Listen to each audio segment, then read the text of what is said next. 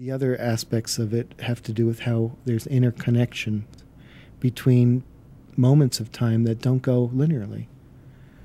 And I've heard that this has been used in a multiplicity of different ways, that it's used by people who are composing music, who are painting, that it has all sorts of relationship value, in practical relationship value, that flows, it seems, from the creative interior world to the outer world. Sure. That if you're looking for something and you say, gee, something is missing from this painting that I'm working on, that the Enneagram can help you to discover what it is that's missing based on your particular type of perception. Well, the interesting thing about the Enneagram and other symbols is that basically I think their main purpose is to open us into creativity, to see that things aren't necessarily just as simple and straightforward as they are. And by contemplating something like that, it just opens us to some understanding that we normally don't have the capacity for. And it also indicates in this specific case that time isn't just a linear phenomenon, that the energies of the universe function in a more eternal way, and that to some degree the creation of the world is outside of every moment. It's not just a moment somewhere in the beginning of time, but that creative action is constantly coming in. And in working with the symbol, or even contemplating any symbol, that energy of creativity that we have arisen our life from also can bring in understanding for whatever we're doing. So it's just a tool. Indeed. And many groups, I think, take it sort of beyond where it needs to go. I mean, the idea is that it takes us from the surface level of way of seeing life in general. It's a mistake to externalize it, I think, is what you're saying, which is done over and over again in multiple different religious systems. We're running out of time, and I did want to talk somewhat about the Claymont.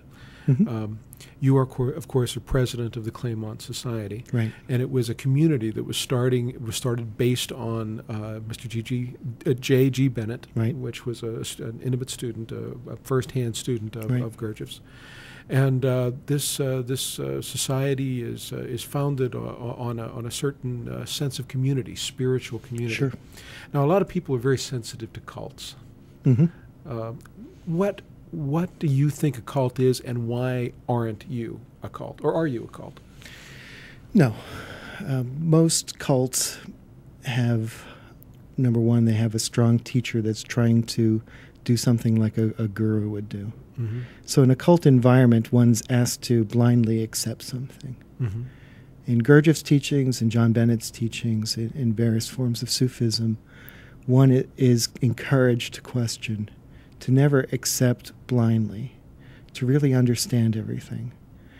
And in that way, I think most of what I've seen as cults and the cult phenomenon, it very much differs.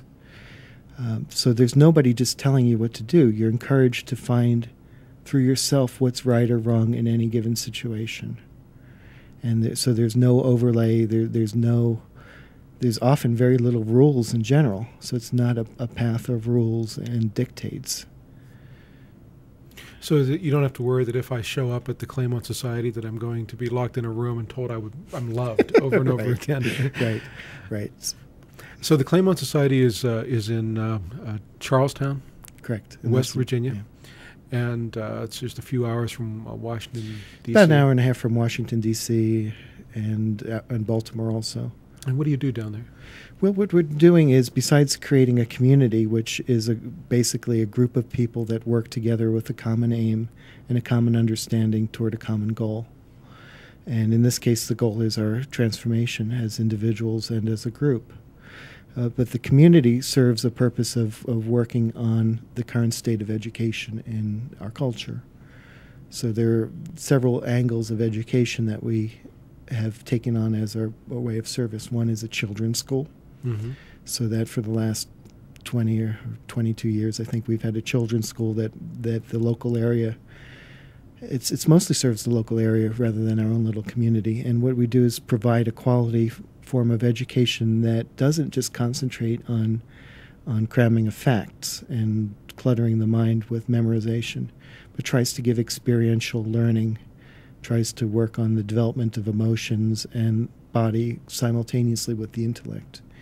And since one of the things we do at Claymont is farming, the land becomes integral to that process.